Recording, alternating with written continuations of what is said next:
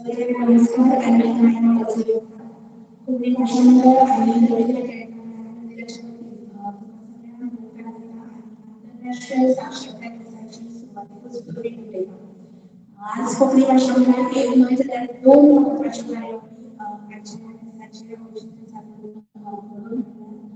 काही दिनापैकी कोकणी भाषांतराच्या वाचन प्रवाचे कोकणी वाचन विषयाचे उद्घाटन झाले सुधीर बाबू आणि डॉक्टर कमलकिशोर शर्मा यांच्या उपस्थितीत या वर्चुअल मुद्द्यावर व्याख्यान झाले आणि आता मीरा प्रसंगी व्याख्यान तसेच श्री गजानन आणि श्री लक्ष्मीबाई नाडकर्णी पुरस्कृत मीराबाई आणि दीनानाथ नाडकर्णी या रस्ते शिष्यवृत्ती भेटवड सोहळा हंगामी करून काढतात हा उपक्रम उपस्थितांनी योगदान दिलं.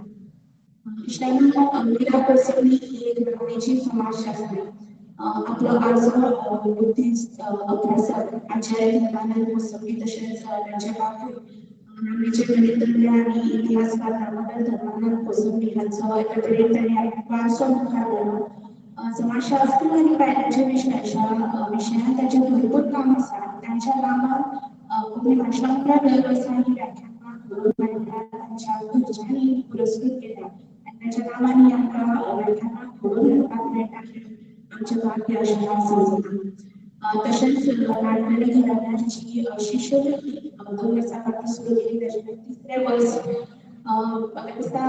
आर्थिक फाटबळ झाल्याचे पण एक तऱ्हेचे मानसिक फाटबळ विद्यार्थ्यांना किंवा खातीर शिष्यवृत्ती केली महत्व फक्त शिष्यवृत्ती देऊन काय अशा तऱ्हेचा त्यांचा अप्रोच केला त्याचबरोबर डॉक्टरांची त्यांची घरची आमच्यामध्ये असतात ही शिष्यवृत्ती देवपाचा जो सोहळा असतात त्या सोहळ्यात एक खास सगळ्याच डॉक्टर अभिजित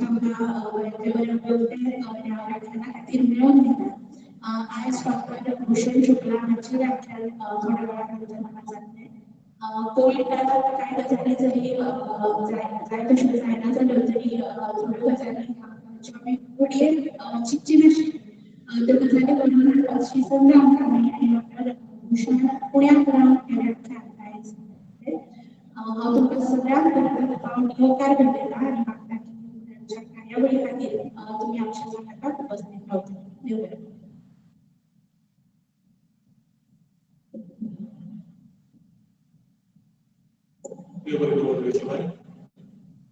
तसे शिवाय सांगले की 3 वर्षापूर्वी ही शिष्यवृत्ती आम्ही सुरू केली थोडासा सातवीत वर्ग सुरू आणि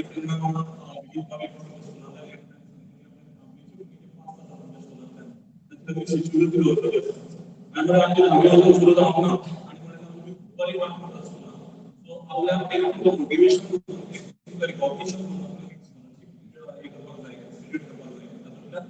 आम्ही जो जातो त्यानंतर प्लीज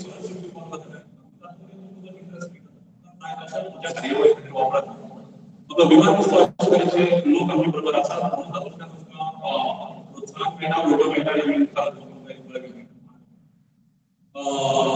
आज जसे विषय सांगेल की अगदी 2 वर्ष फक्त शिष्यवृत्ती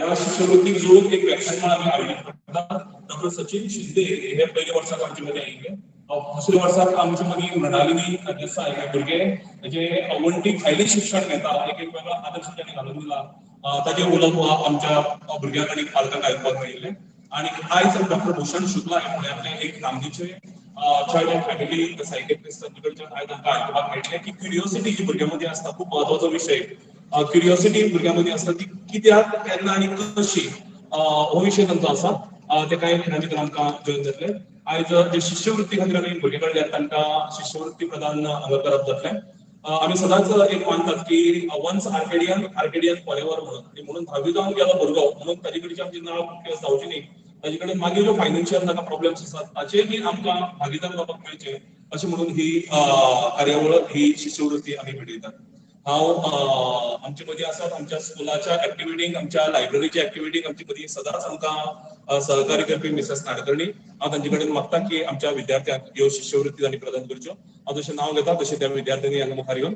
ही शिष्यवृत्ती स्विकारची सगळ्यांत आदी मनीश पाटील हो भुरगो ह्या वर्सा 10वी बऱ्या मार्कांनी पास जाला आणि खूप कष्ट करून खूप प्रामाणिकपणान तो भुरगो शिकता. आपल्या शिक्षणा बरोबरच जी सामाजीक लागणूक आसा तातूंतय बी ह्या भुरग्यान खूप मोलाचें योगदान आमच्या स्कुलाक आनी समाजाक दिल्लें आसा. ह्या पिरायेचेरच ह्या भुरग्यांनी सामाजीक लागणुकेचें भान दवरून आपलो वावर सुरू केल्लो आसा. साहिल मोरजकार हो शिकपाक खूप बरो आसाच आमकां अभिमान आसा, पण ताजे बरोबर ह्या भुरग्याक कितेंय काम सांग फाटली 10-11 वर्सां तो आमच्या स्कुलांत शिकता ह्या आपली लागणूक म्हणून ताका खऱ्यांनीच म्हाका ताची तोखणाय करून दिसता आणि आदर्श म्हणून म्हाका सगळ्या मुखार तो दवरचोसो दिसता. फुडले सुवातेर बाब ऋषभ काळे असोच एक भुरगो प्रामाणीक सिन्सियर भुरगो कष्ट करून शिकपी आणि जी आडमेळी येता शिकपा खातीर ताचेर मात करून फुडें वचपी अशे तरेचो भुरगो ऋषभ काळे. बाय प्रिया लवंदे भुरग्यां फाटली ही सगळीं भुरग्यां आमच्या स्कुलाक फाटली 13 वर्सां शिकल्यात. नर्सरीक आयिल्लीं भुरगीं आनीक 10वी पास जावन ती आतां उच्च माध्यमीक विद्यालयात फुडाराच्या शिक्षणा खातीर गेला. प्रिया हे कोपरगांवचे भुरगे अशेंच सिन्सियर भुरगे आनीक आपल्या प्रामाणीकपणान शिकून मुखार वचपाची आवड आशिल्ले भुरगे. बाय प्रमिला रॉय हे भुरगे विद्याभवन कोंकणी शाळेंत नर्सरीक आयिल्ले आनीक वेगळ्या वेगळ्या एक्टिविटीनी सिंगींग कॉम्पिटिशन, डान्स कॉम्पिटिशन, वेगळे वेगळे आयोजनांत खूप मोठो सहभाग ह्या भुरग्यांक दाखयला. सगळ्या भुरग्यांक देव बरें करूं. आमकां एकच ह्या हातूंतल्यान सांगपाक जाय कृतींतल्यान की रवींद्र केळेकर ज्ञान मंदिरांत जी भुरग्यां शिकल्यात तांचे बरोबर हें स्कूल सदांच आसतलें म्हणून. आनीक परतून एक फावट जशें अन्वेषाबाईन आदींच उपकार मानिल्ले तशेंच हांवूय बी नाडकर्णी घराण्याचे खास करून डॉक्टर अभिजीत बाब नाडकर्णी हांचे उपकार मानता आनी तांचेच कडेन मागता की आयज जेंचें सेशन जावपाचें आसा डॉक्टर भूषण शुक्ला हांची वळख घडोवची आनीक एकूणच कन्सेप्टा फाटली भुमिका मांडची.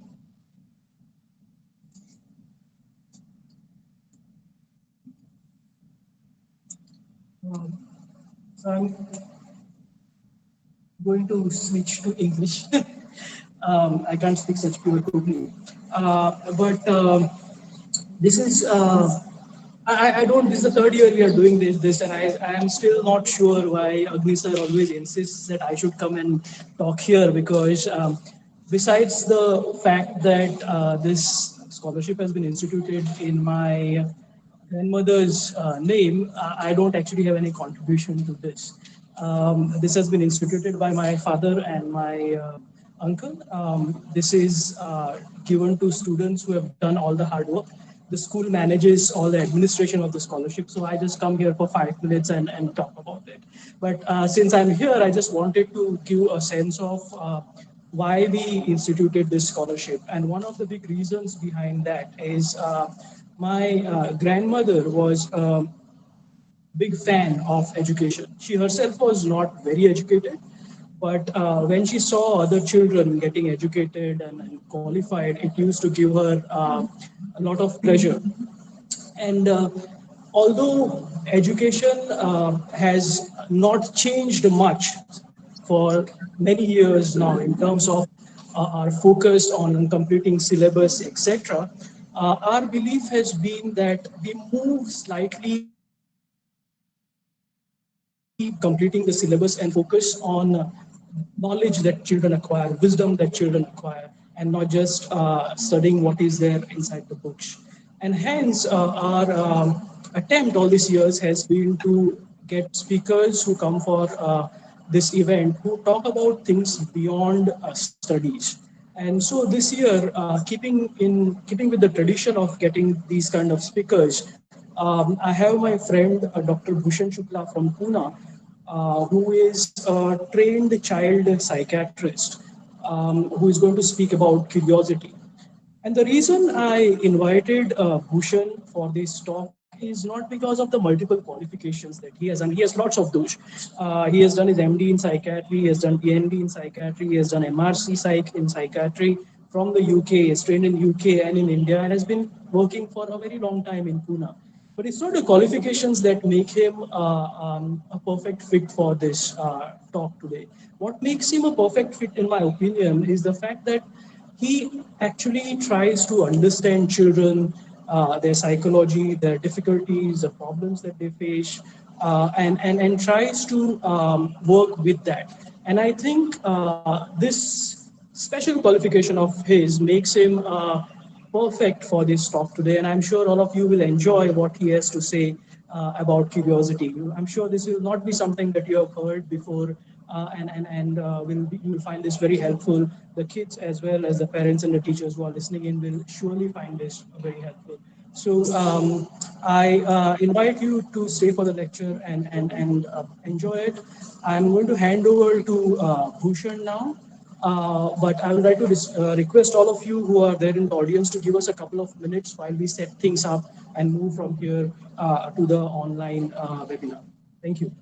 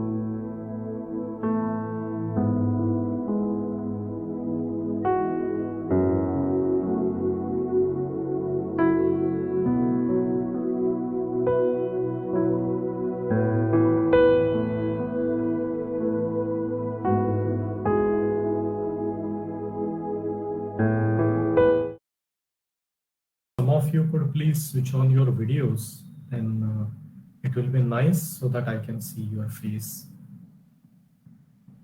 Good evening.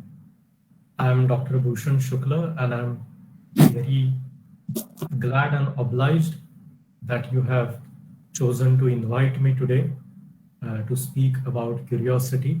My sincere thanks to Dr. Abhijit Nadkarni, Principal Mr. Anant Agni, and Meera Kosambi Yakyanmala for this particular session. When Abhijit invited me for this session, my first question was that, oh my God, I can't speak Konkani very well or at all. I have been to Goa at least 20 times in last 20 years. I'm in Goa every year. But like most outsiders, I visit Goa as a tourist. And I have managed to make a few friends over the years that I have been visiting there. And it is a great pleasure for me to take part in one of the functions, which is for people of Goa only. So thank you very much for inviting me. I can promise you that if you call me back again after a few years, probably I'll be able to speak in Konkani. So today when we are going to talk about curiosity, I'm going to tell you two stories. One story is of a very famous man, Elon Musk. You have probably many of you have heard his name. He recently became the third richest person in the world. And he has managed to do all of that, not through education, not through his family inheritance, but through sheer hard work and his imagination and curiosity. And then there are small names that keep popping up who, not depending on the education, have made themselves very big. Why do I get focused on these stories? Is because I know that today I'm talking to all of you who are under 18 years of age. And one of the most wonderful things that we all adults feel is that we are really jealous of you. Because you are growing up in great times, there is huge amount of technology at hand. But we also worry that the education, as Abhijit very rightly said, has not moved on at all. And most of us adults feel very guilty that the current education system, to which we must take some responsibility is the way it is. It gives you very little flexibility, it gives you very little time, and it makes your parents focus on the marks all the time. As a single person, I cannot change this education system for you. But there are a few things that can turn education into a very happy experience over 10 or 15 years. What I'm going to tell you today is all the things that I have found very useful, and they are all based on curiosity.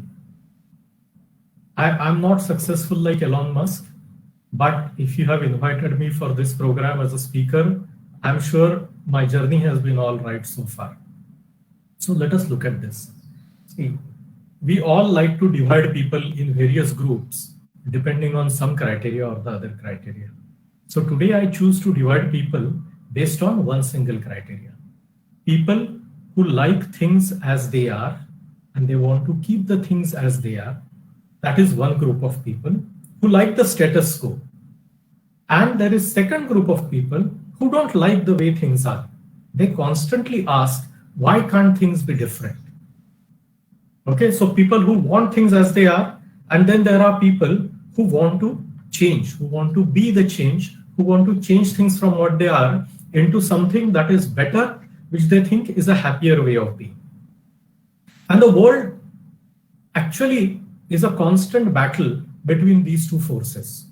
People who want to keep things exactly as they are very anxious people, they are very scared people, they'll constantly worry about world becoming very unfamiliar, and anything unfamiliar is very dangerous for them. So from their narrow life point of view, they want to keep things exactly as they are. But there is another huge bunch, which is usually made up of children, but sometimes even adults, who constantly question. They ask why these things are as they are and why they can't be changed. They want to know why all the time. And this is the curious lot. These are people, these are children, these are some adults who are filled with curiosity. And that is what we are going to talk about today. And I hope you have fun. So every time we talk about education, we all know that education has to mean something. Education just for the sake of itself is actually quite boring. And we all know that education has to take us somewhere. We go to school not just to learn maths and physics and history and languages, but that is because we meet friends. This is the only place where 50 other kids of exactly same age are going to be around you, so you can make friends, you can have fun. But we also go to school and get ourselves educated in various ways because we want a better future. We want a different future. We want to be ready for our future. But the funny thing is that nobody tells you that if you follow school and if you just follow the book and you restrict yourself to what is happening in school, your future is actually not guaranteed, because the world is changing quite rapidly. And people who can learn only a few things, who recite only a few things, people who are unable to think beyond that particular point, actually do not have a lot of fun in life. And what is life without any fun at all? So where is the fun component? Where does the fun come from? These people about whom we read in papers, about whose success we read, are the famous ones. But there are a lot of other people who are quite happy being what they are and doing really good things for themselves, for their family, and for the society around them. And over the course of last 25 years that I have been a medical student, a doctor, and a practicing psychiatrist, I have met a lot of these successful people, a lot of happy people. And one thing that I find very common in all of them is that they are all extremely curious. All of them constantly look around themselves very carefully, and they challenge everything, at least in their mind, and many times in reality as well. They do not take things for face value. They are constantly asking the question, whatever I see, why is it that way? Why can Messi hit the ball better than anyone else? Why is Federer so calm, so much calmer than anyone else? Why is Vijay Mallya the way he is? Why is Anil Ambani and Mukesh Ambani, born from the same parents, are so different? Why is certain politician the way he is? How does system work? How can we change this? Or even at a natural level, why does this waterfall happen? Why are there doubts? Why? How does this computer work? What can I change? What makes people think? They are constantly asking questions about things around them. And these are the people who gradually, one bit at a time, make our world a better place. Now imagine that first monkey which attempted to come down from the tree and tried to walk around on the ground. You can imagine that his mother or father or probably even grandparents who were sitting on the same tree must have told him, now why do you want to do this stupid thing? Generations of monkeys have sat on this tree, and who are the one who wants to go down on the ground and try to take 2 steps on 2 legs? Are you stupid? You will get killed. You know there are lions and cheetahs out there who eat monkeys. This is such an unsafe place. We have been sitting on this branch for hundreds of generations. What business you have to get down there and walk? But thank God there were few monkeys who tried to walk, that we all are humans today. Otherwise, we all would be sitting on some branch on the acacia tree somewhere in Central Africa at this point of time. I know I'm stretching evolution a little bit too much and making it caricature, but what it essentially means is that we all animals, particularly mammals, are extremely curious. Those of you who have had any animals at home or who have a chance to observe animals must have seen that animals are constantly exploring things, particularly in their baby stage. And that is why puppies and kittens are so much fun to have around us. It is same with children, that they are filled with curiosity. They are constantly asking questions. But somehow the business of going through school, the business of attending all the tuitions, the business of getting marks, getting into good colleges, making a career, getting a job, paying all the loans, completely kills their curiosity.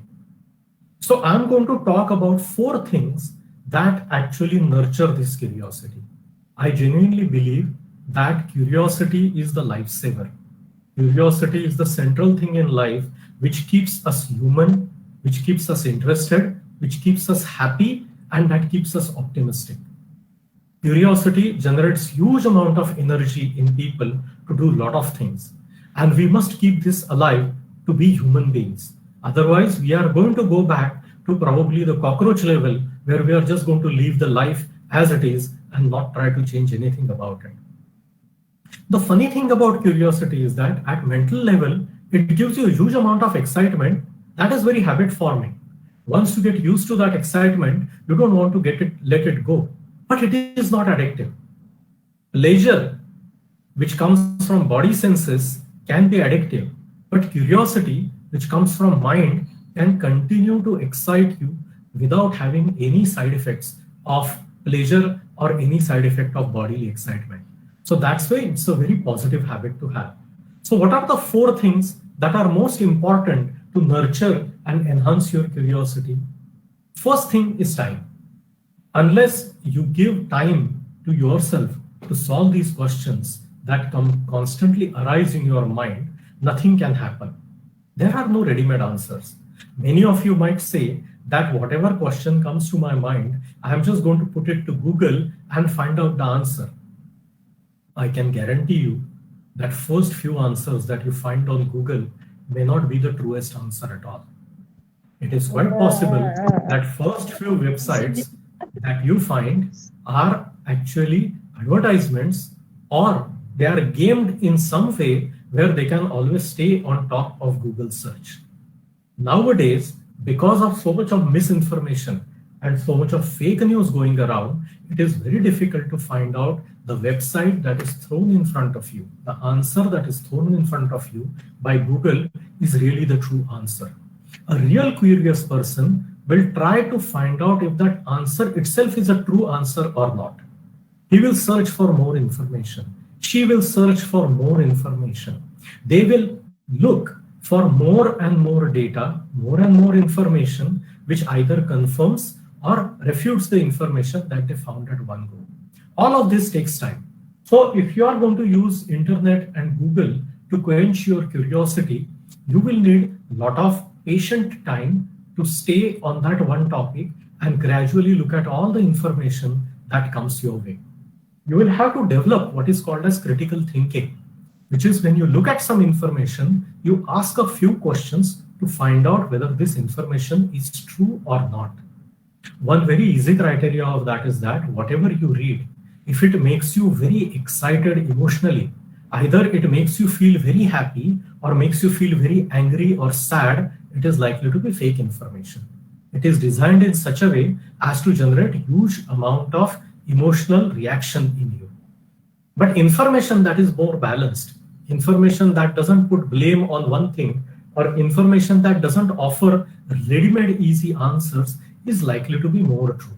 So next time when you go to Google and try to find out answers to your questions, try to see how much true information comes your way and how much fake information comes your way. But all of this does take time, so do give time for your curiosity.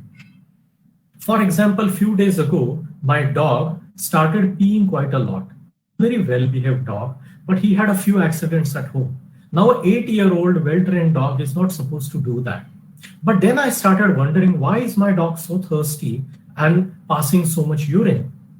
My medical training got me thinking that probably he has diabetes. So I took him to the vet, got his blood checked, and we indeed found out that his blood sugar level is about 400 plus, which is a clear indication of diabetes. 2 or 3 readings gave us similar high sugar level. Now curiosity got the better of me and I started investigating. Why is my dog having such a high blood sugar? So I came to a lot of information, and the final conclusion was that it is not about his lifestyle or his diet, but it is a genetic disorder in my dog. And then obviously we had to treat it.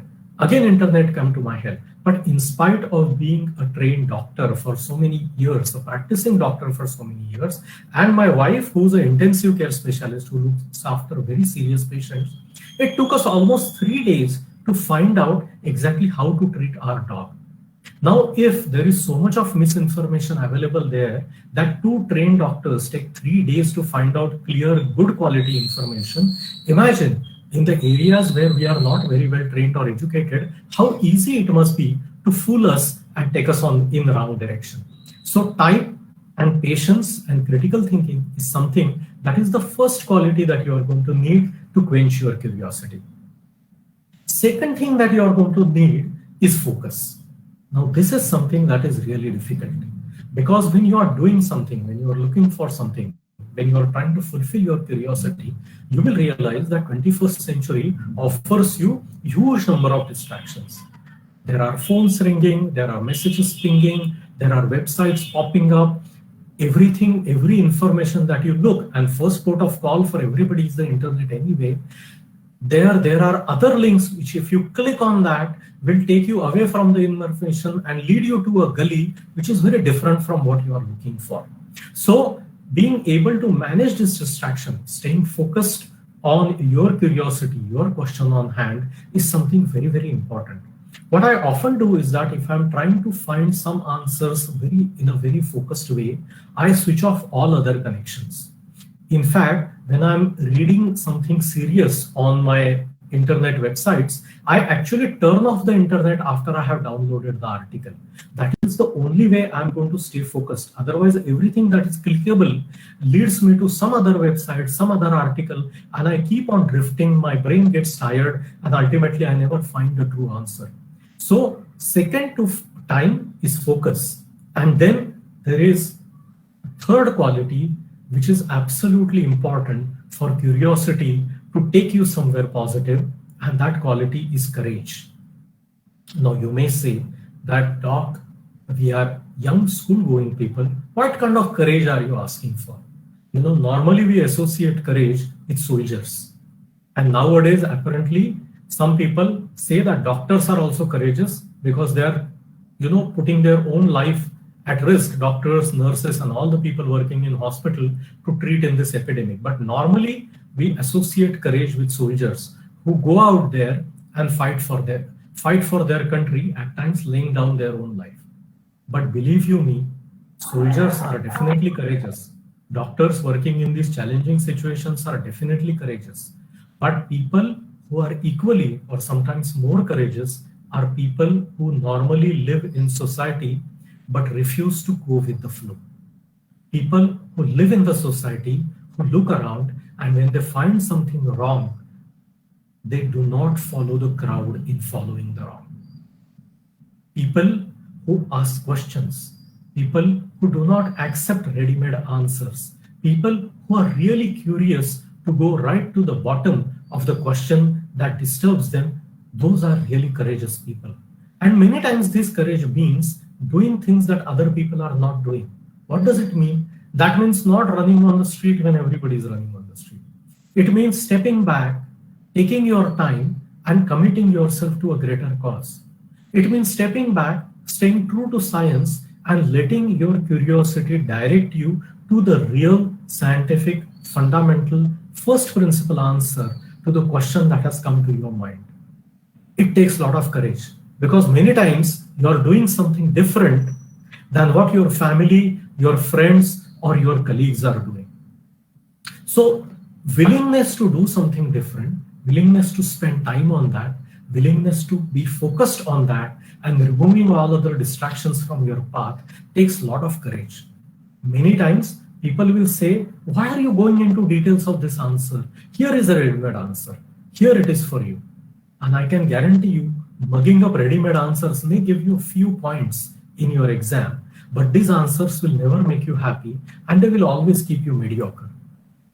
In place of that, if you actually spend time in finding out the answer by yourself, not only it will be very easy to remember, but it will lead you to a lot of happiness, a lot of more knowledge, which probably is even practically useful for you, and you may even find your livelihood through those answers. So it is important to give time, to stay focused, and to show the courage to choose your curiosity, go after it, and be ready to go against the crowd. And the last point in this is, how do you enhance this curiosity? Because curiosity is totally based in your brain. There is a mind component and there is an action component. And how do you keep your brain happy, fresh, and energized, and lateral thinking, open to new thoughts? And you will be surprised that there are some really good, fun ways of taking care of your brain. First of that is actually physical exercise. So all those of you who like football, who like cricket, who like to play something physical, it can even be bodybuilding, giving daily time to your sports or your play is something that keeps your brain fresh. There are multiple mechanisms by which this happens. I will not bore you with all the science. Maybe that is a question for your curiosity Wednesday tomorrow, that how does exercise actually help the brain function better? You can find that out by yourself. But if you spend good 40-45 minutes drenching in sweat, but playing something either by yourself or with your friends, having real fun, your brain will be stress-free. All the adrenaline that you generate through stress will be burnt away in that physical exercise, and you will come away a lot happier. So regular exercise, regular games or sports is one way of keeping your brain happy and fresh, plus the advantage that you get of having a very healthy and fit body. Second is spending time with nature. And this may sound very strange, but all of us are gradually moving away from nature. We don't spend time with trees. We don't spend time sitting by a little river. We don't spend time looking at the fish in the river. We don't spend time looking at ants climbing the tree or bringing down the leaves or making their own home. You will be surprised how many scientists, how many rishis, how many social scientists, and how many mathematicians have found their answers by spending time in nature. You have a question in your mind, you go for a walk on the beach, you go for a walk in the forest, you go for a walk on the mountain, and somehow your brain looks around you, relaxes, takes some clues from nature, and manages to find the answer. Sometimes when you are awake, sometimes when you are in deep sleep. But spending time with nature, for some reason, broadens your mind. Now that is the second question for your curiosity. Exactly what is it in spending time in nature that relaxes your brain, encourages it to think in many different ways, and helps you find answers to difficult questions that are there in your mind? Maybe those questions are about yourself. Those questions could be about your relationships, or those questions could be about the world around you. But somehow nature helps you find those answers. And the last part, which is very much part of the very soil that makes Goa so fascinating, is creative arts. People who spend time in creative arts, may it be music, may it be working with your hands, actually are better problem solvers. They find better answers. It is not just listening to music. Listening to music is no doubt very relaxing, but those of you who have a musical ability, those who can sing, those who can play instruments, those who can use their hands to create some form of art, those who have the body that can generate dance in either classical or modern or Western way, where your entire body moves and you are being very creative, somehow are better placed to find answers for their curiosity. So many scientists are good dancers. So many players are good dancers. There are so many scientists who actually play musical instruments and absolutely enjoy doing that. You can make that another question of your curiosity of how many scientists of world repute, how many players of world repute are actually artists as well. How many successful businessmen, how many creative people, how many problem solvers are sportsmen or artists themselves? How many are nature lovers? And you will find that truly curious people, people who think, who come up with answers to people's problems, are actually riding multiple horses. Not the subject of their choice, but they have a lot of other interests as well. So, my dear friends, this is really all that is there about curiosity. Curiosity is a gift to young generation. Some adults manage to stay young at heart and keep that curiosity alive through their life. They are the people who never accept status quo, constantly ask why, find the answers, and find the ways to apply those answers. These are people who give time, who give focus, who stay away from distractions, who have the courage to follow that path and find those answers. These are the people who look after their body, who look after their mind, who look after the creative aspect of their mind and create happiness for everybody around them. I wish you a very curious life. I wish you a very happy life. And I wish you a life full of questions for which you will find answers, bring happiness to yourselves and all of those around you. Once again, I thank Dr. Nadkarni and Mr. Agni for inviting me for this lecture. I wish you a very safe and a very happy time ahead. Namaste.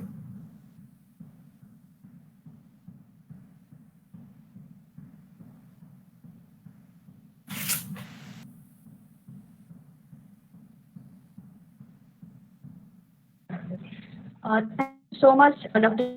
Shukla, for an enriching session. I would like to ask our viewers to post their questions in the chat box. If you have any questions, you can post them in the chat box and we can ask those questions to Dr. Shukla.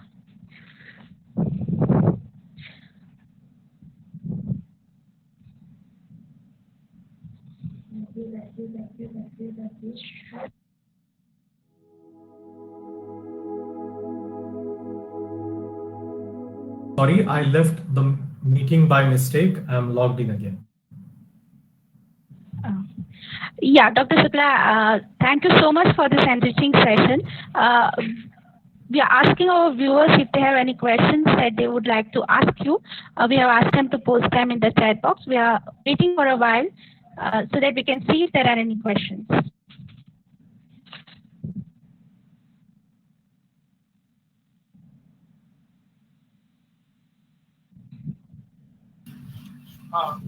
Vishnu, can I ask a question?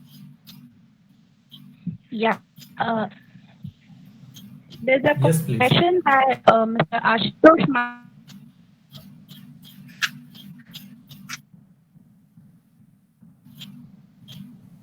Yes, you can ask the question directly. Yeah, I was about to ask the question which has been typed in there by Edna Vaz, which should be watched. Yeah, please, Sarvesha, please.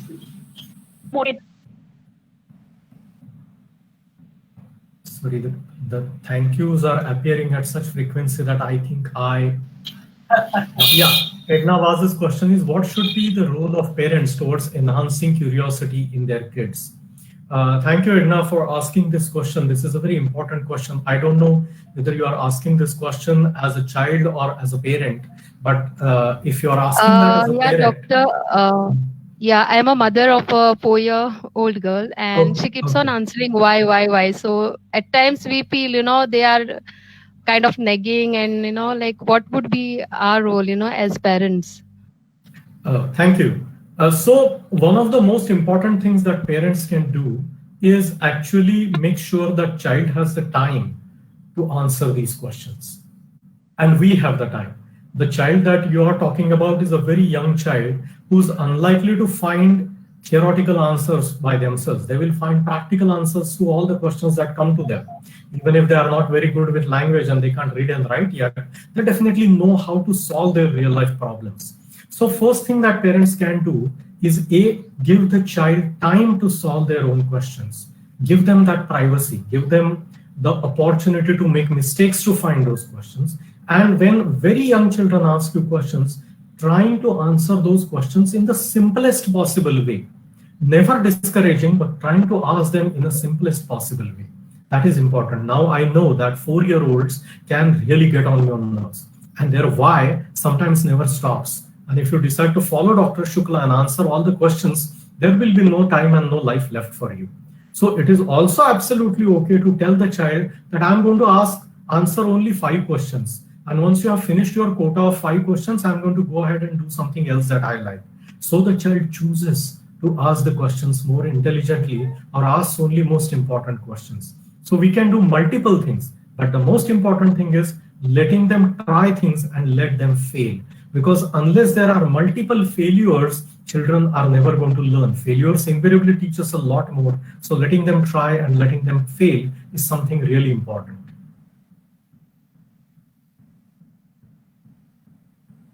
Thank you, doctor. Yeah. Thank you so much, doctor. I think Dr. Abhijit had a question. Was your question answered? No, it was the same as what Edna had asked, but I think there are a couple of other questions that have come up in the chat box. Dr. Liesel Kota has a question. Sir, a few ways in which we can develop curiosity in children. Can you suggest a few ways? Sure. Some things that I have tried with my own children, I can only tell you about those. And some ways where we have tried things where I work with schools. The thing is that we can ask children to choose a question that they want to find answer to. We shouldn't be giving them questions. This is something very important, that children should choose their own questions. And they can actually, randomly, we can ask children to choose a question, find answer to that question, and next week, present that information to other children in their classroom. So children can take turns. Every week, 3 or 4 children or 5 children can choose their own question, spend a week finding answer to that, and then present their findings briefly to other children in their class. This is something which I have known that it enhances curiosity. Not giving them ready-made answers, but helping them find those answers. And they can even have designated teachers or adults who can help them do certain things which they can't do by themselves. Initially, these are invariably internet searches, but very soon children can be pushed to do things and find out answers. And that really helps. So having a curiosity hour in school once in a week really helps. But it should not be about discussion. It should be about going out and finding the answers. That is really important. Yes, thank you so much, doctor. We have another question by Khushi Prabhudesai. Hello, sir. How is it that we can develop curiosity in us as teenagers again? I think I have been losing that curiosity level I had as a child. Khushi, thanks for asking this question, because this is a really important one and this is a really difficult one. A lot of children, when they grow up and when they become adolescents, teenagers, they realize that the fun that they had as children has gone away, and the freedom that they want as adults hasn't yet come their way. And they are kind of hanging in between. And I fully understand that being a teenager today is very difficult. Honestly, I would really be a terrible teenager if I'm there today, because there are so many places, so many things that distract us. The real answer for teenagers is to focus. Is if there are some questions that you want answers to, then putting everything else aside and giving dedicated time to find answers to those questions. And second thing is showing courage, that it is quite possible that your peers may not be interested, your parents may not be interested in your curious areas, and they will probably laugh at you or tell you that this is waste of time. But not listening to them and diligently giving time to finding answers to questions that bother you is one of the best ways of keeping curiosity alive as a teenager. Ignoring parents, ignoring adults, and ignoring peers for a certain amount of time every day to find your answers is what can keep you alive as a curious teenager. Thank you, sir. Yeah, thank you so much, Doctor. There's one more question by Mihir Khanolkar. How to put reading habits in children to increase GK? So I assume that you are an adult asking this question. There is no way of making children read as a plan. Let me be very honest with you. I am somebody who reads all the time. Okay, I read close to 50 or 60 books in a year. So in a week, I finish reading one book. I'm a wordaholic. I need to read. But I know that this is something which is genetically put into me. I know a lot of my friends who are extremely knowledgeable, but who do not read books at all. So let us not assume that reading books is synonymous with being intelligent or being curious. There are a lot of people who are curious by nature and they find out answers by doing things. Nowadays, a lot of children read on internet. Every answer doesn't have to be in a book. So even those children who use screens to read are good enough. What is really important is giving them that opportunity to choose, giving them what they want to read and letting them follow that, not forcing books on them. That is something that is really important. Most children lose the intensity and the interest in reading because they are forced to read things which are not really interesting. So giving them that free time is really important and very vital to keep their curiosity alive. Oh, yeah. Thank you, Doctor. There's one more question by Meera Shirodkar. Doctor, should we answer children's why according to their age or anyhow? Because sometimes children ask the questions which parents are not in a position to answer. Yes, it is children's job to constantly ask very difficult questions. So either if it is a simple question and I clearly know the answer to that and I know the child desperately needs a quick answer, I'm happy to give that answer. Sometimes I tell the child that you need to go and find the answer by yourself. That is also okay. Sometimes I honestly tell the child that this is a really difficult question and I don't have an answer to that. If you want, I can find out or I can help you find out. So all three roads are perfectly fine. Depending on my mood at that point of time and how I'm feeling, I will choose the most convenient and enjoyable route for me at that point of time. But there is no obligation to answer all the questions all the time by all the parents. No, not at all. Thank you so much, Doctor. Dr. Ashutosh Mai asks, when we watch any motivational video, it lasts only for 1 or 2 days. So I want to ask that how to stay motivated so we can do our work with full of energy. Thanks for asking this question, because this is a very common question that is asked to me and this is an important question. Motivational videos are essentially designed to sell you an idea and get you started on the path of action. So if you genuinely find a video or an article or something that motivates you, unless it is converted to action, it is just entertainment. This is something important to remember, that you find a motivational video and you really buy that idea and you think that is a great way of going. Unless you make a plan, action plan, and start following that action plan, that video was just an entertainment. So the way to convert a video into a real change in real life is to have an action plan. So after you watch the motivational video, you need to sit down and actually write a plan.